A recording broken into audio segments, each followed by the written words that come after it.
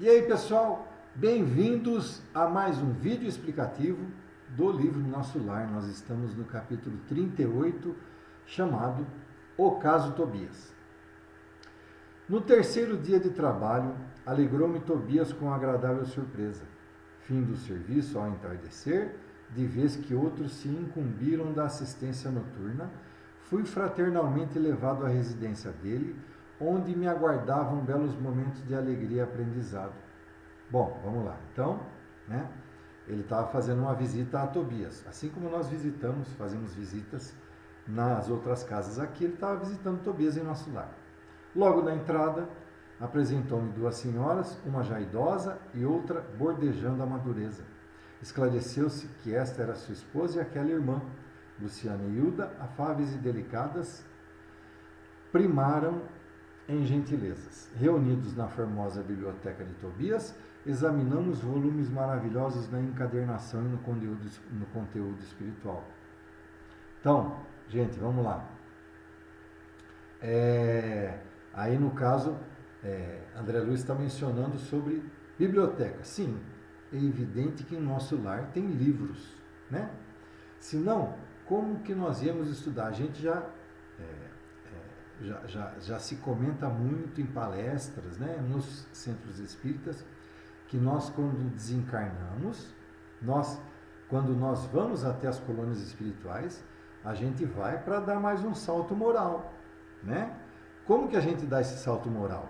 Trabalhando e estudando, ouvindo palestras, etc. Lógico que a gente ouvir palestras também nos ajuda, mas nós precisamos ler, nós precisamos estudar. Aqui, no planeta Terra, as obras básicas de Kardec fazem parte de... Bom, já falar, obras básicas do Espiritismo, né? O estudo do Espiritismo, o Livro dos Espíritos, eu considero assim. O Livro dos Espíritos e o Livro dos Médiuns são os dois livros que o espírita tem que devorar. Tá bom? Devorar no sentido de estudar e entender. Tá bom? O Livro dos Médiuns, faço aqui uma ressalva, é para quem realmente quer se dedicar à mediunidade, né? Que tem todo o embasamento científico e a maneira como o médium deve se portar aqui no nosso planeta.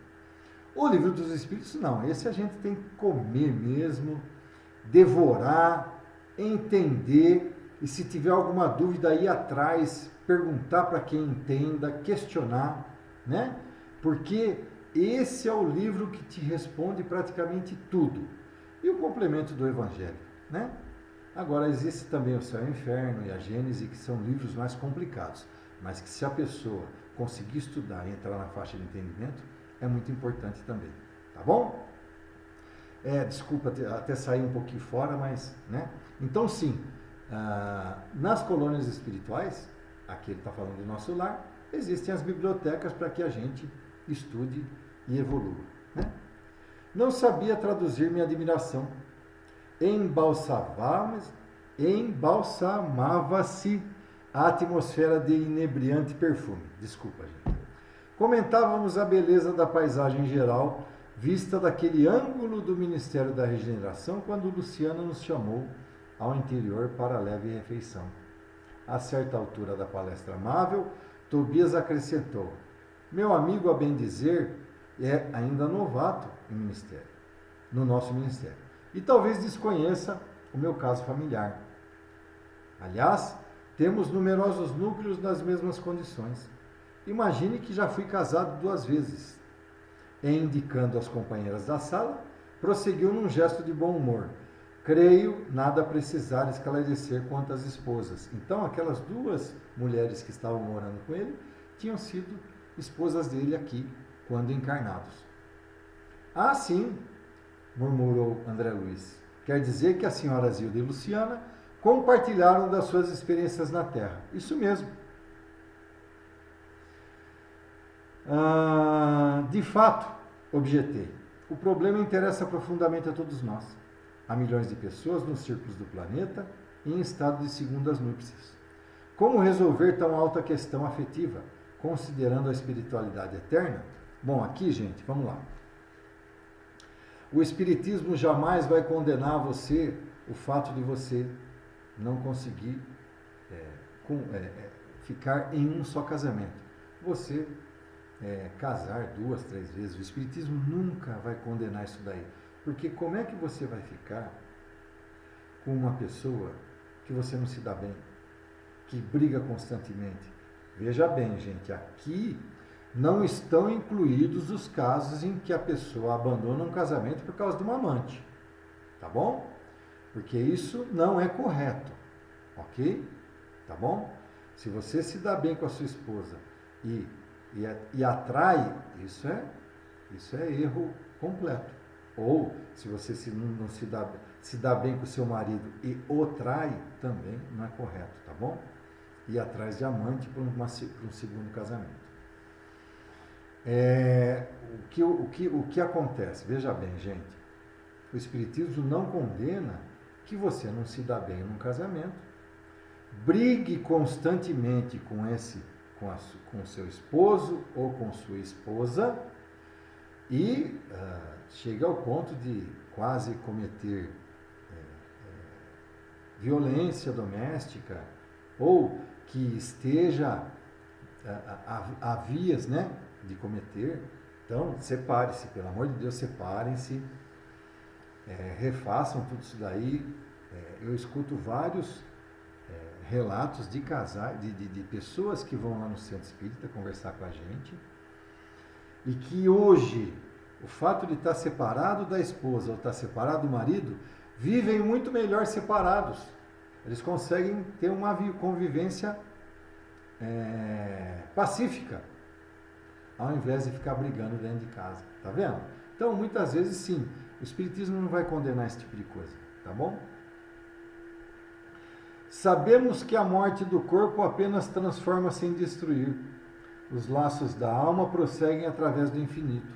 Como proceder? Condenar o homem ou a mulher que se casaram mais de uma vez? Encontraremos, porém, milhões de criaturas nessas condições. Muitas vezes já lembrei com interesse a passagem evangélica em que o Mestre nos promete a vida dos anjos, quando se referiu ao casamento na eternidade. Forçoso é reconhecer, todavia, com toda a nossa veneração ao Senhor, que ainda não nos achamos na esfera dos anjos, e sim dos homens desencarnados. Mas como solucionar aqui semelhante situação? Perguntei. Aí André Luiz questionando, né? Tobias sorriu e considerou. Muito simplesmente, reconhecemos que entre o irracional e o homem há enorme série gradativa de posições.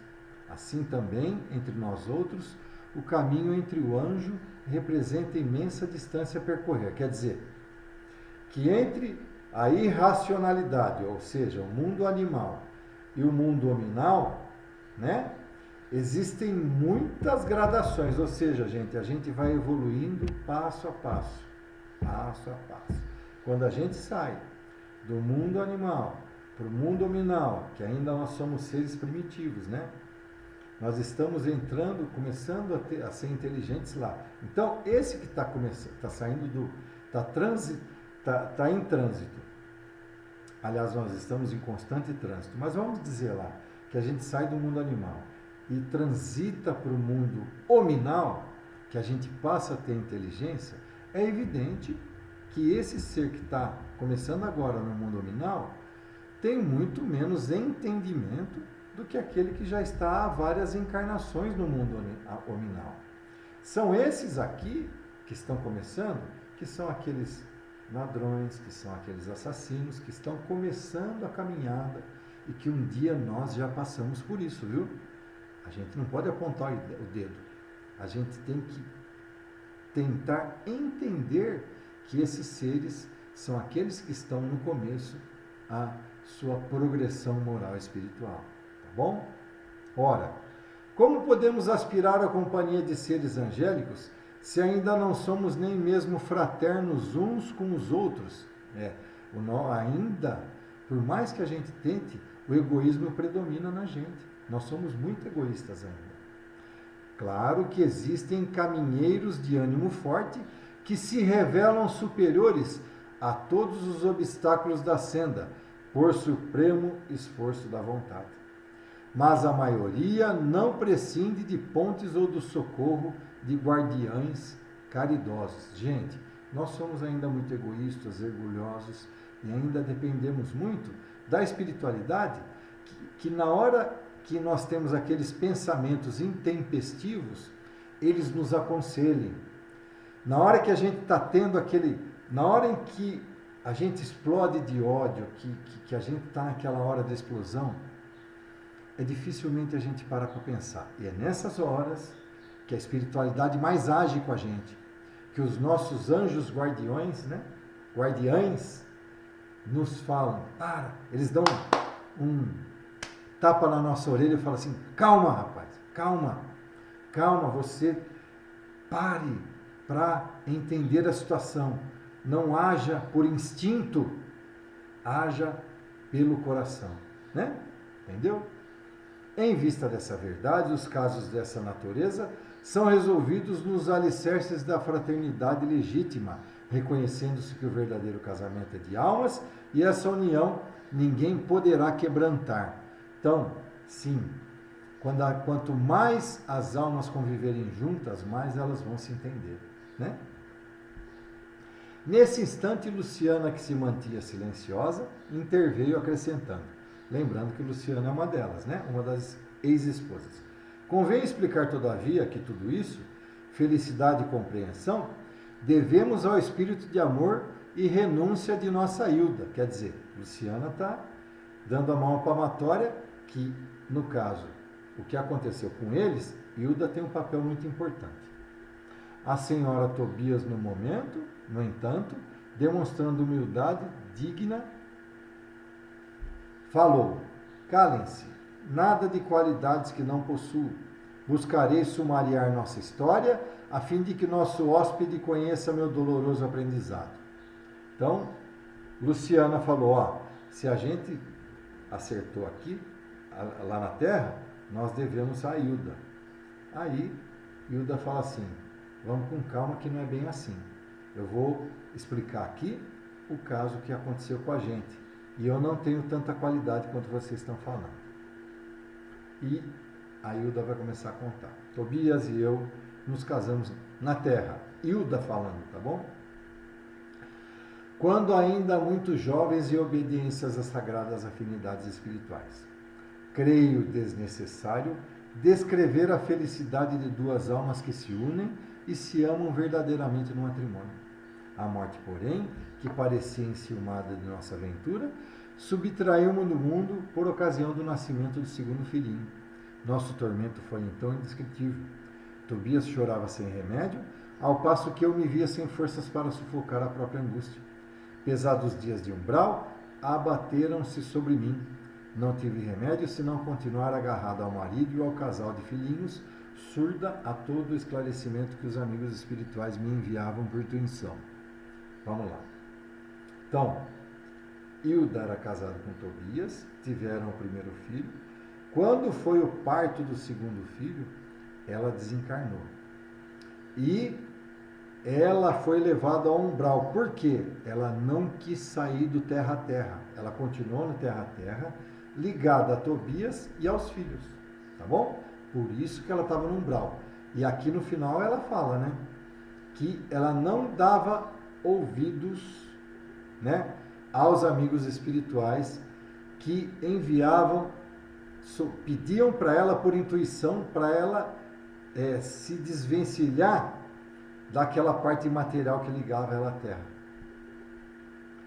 Queria lutar como a galinha ao lado dos pintainhos.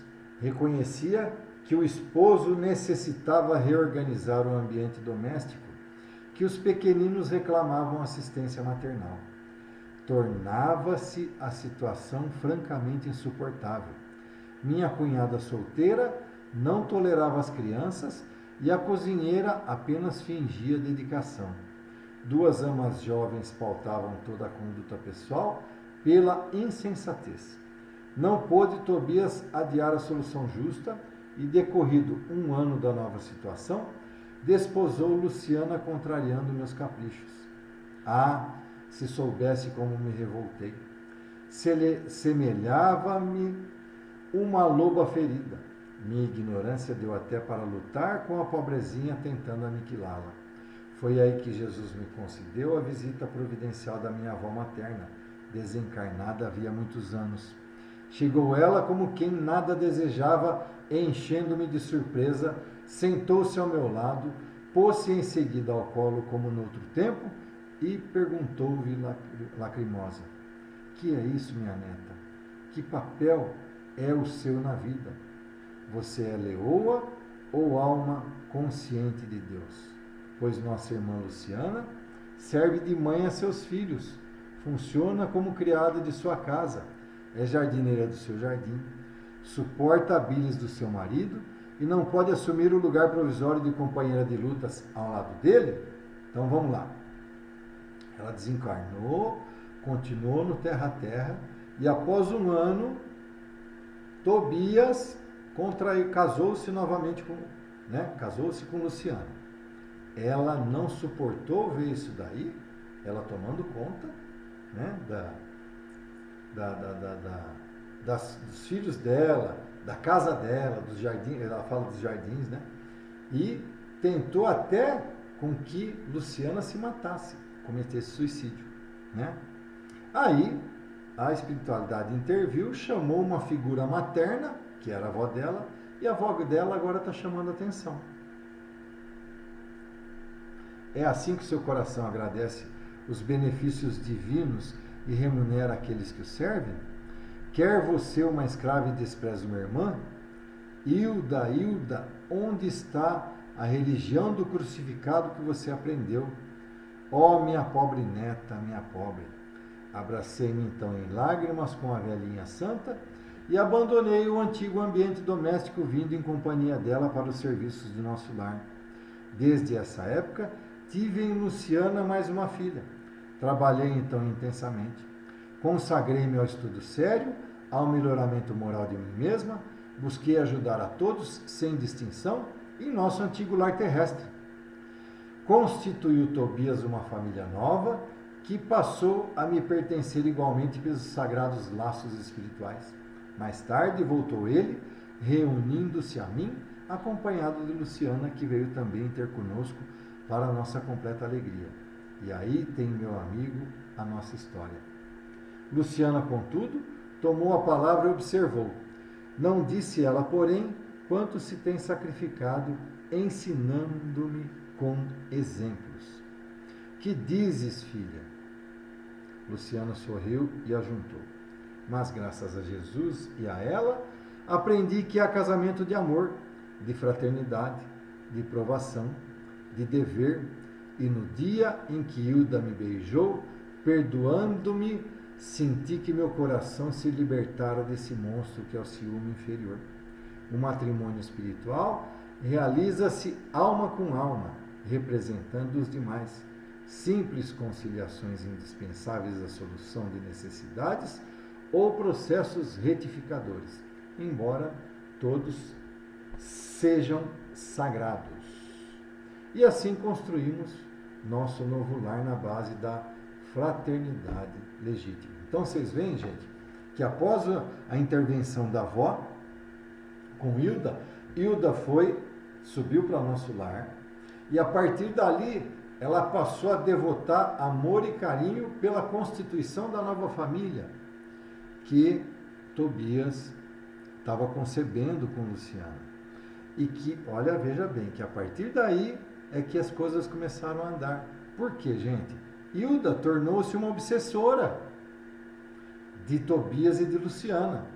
E quando se há uma obsessão, tudo é mais difícil, A partir do momento que essa obsessão não existe mais, então a vida se tornou melhor para ambos aqui na Terra e depois desencarnaram e vieram a morar juntos. E após o abraço fraternal, o beijo fraternal, de que Luciana fala que Hilda deu, ela percebeu realmente que havia sido perdoada. Então você vê que coisa, gente? Que coisa maravilhosa. Aproveitando o ligeiro silêncio que se fizera, indaguei. Mas como se processa o casamento aqui? Pela combinação vibratória, esclareceu Tobias. Ou então, para ser mais explícito, pela afinidade máxima ao completo.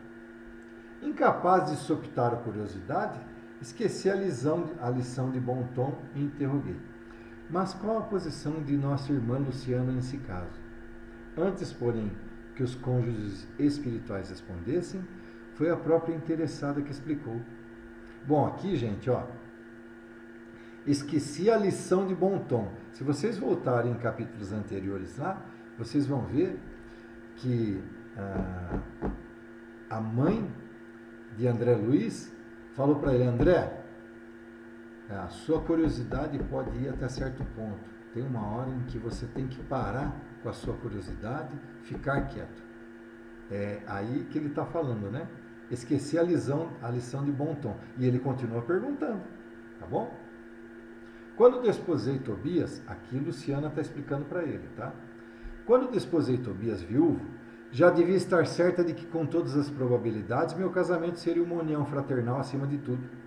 Foi o que me custou a compreender. Aliás, é lógico que se os consortes padecem inquietação, desentendimento, tristeza, estão unidos fisicamente, mas não integrados no matrimônio espiritual. É isso que eu falei com relação à amante, tá bom? Você pode ter a união carnal, mas a união espiritual, meu caro, você não vai ter não. Queria perguntar mais algumas coisas, entretanto, não encontrava palavras que revelassem a ausência de impertinente indiscrição. A senhora Hilda, contudo, compreendeu meu pensamento e explicou. Quer dizer, ele pensou em continuar perguntando, continuava em curiosidade, mas não sabia como perguntar. Hilda leu o pensamento dele e vai responder. Fique tranquilo, Luciana está em pleno noivado espiritual. Seu nobre companheiro de muitas etapas terrenas precedeu-a há alguns anos, regressando ao círculo carnal. No ano próximo ela seguirá igualmente ao seu encontro. Creio que o momento feliz será em São Paulo. Então, ó, vocês veem. Hilda estava consagrado intimamente em matrimônio, em nosso lar, né, com a faixa vibratória com Tobias. Luciana era uma companheira que o companheiro dela já tinha encarnado, né, e que Hilda no próximo ano ia encarnar para contrair matrimônio com esse companheiro de outras vidas, né, que eles estavam até prevendo que poderia ser em São Paulo, né. Sorrimos todos alegremente. Nesse instante, Tobias foi chamado à pressa para atender a um caso grave nas câmaras de retificação. Era preciso, desse modo, encerrar a palestra. Fim deste capítulo, minha gente. Então, vocês viram que todos os trabalhadores do nosso lar, gente, têm problemas que tiveram na Terra. Ninguém é perfeito, né? Ninguém que está em nosso lar é perfeito. Não, pelo contrário. Quem são os habitantes do nosso lar? Exceção feita aos ministros, ao governador, exceção feita a alguns casos em nosso lar, são os moradores da terra. Somos nós, entendeu? Como em todas as colônias espirituais, são os habitantes da terra. E o que prevalece, gente? Quando a gente desencarna? O egoísmo e o orgulho que nós temos. A gente tá aqui, entendeu? Então, sim, todos os exemplos que são dados nos livros de André Luiz são de encarnações de pessoas que estão no planeta Terra. Então, sim, são exemplos, são testemunhos de vida de erros passados, né? O egoísmo e o orgulho preponderam entre a gente. Nós não somos exceções. À medida do possível, nós tentamos nos aperfeiçoar. Não é mesmo? Então é isso, minha gente. Fim desse capítulo. Mais uma vez, eu não edito os vídeos. Me perdoem na hora da leitura. Me perdoem na hora que me dá aqueles brancos que eu paro. para achar o termo que eu preciso falar, né? E vão lá, curtam, inscrevam-se no canal, compartilhem esse vídeo como outros vídeos de espíritas, para que cada vez mais essa nossa querida doutrina fique cada vez mais conhecida. Um abraço a todos e até o próximo vídeo.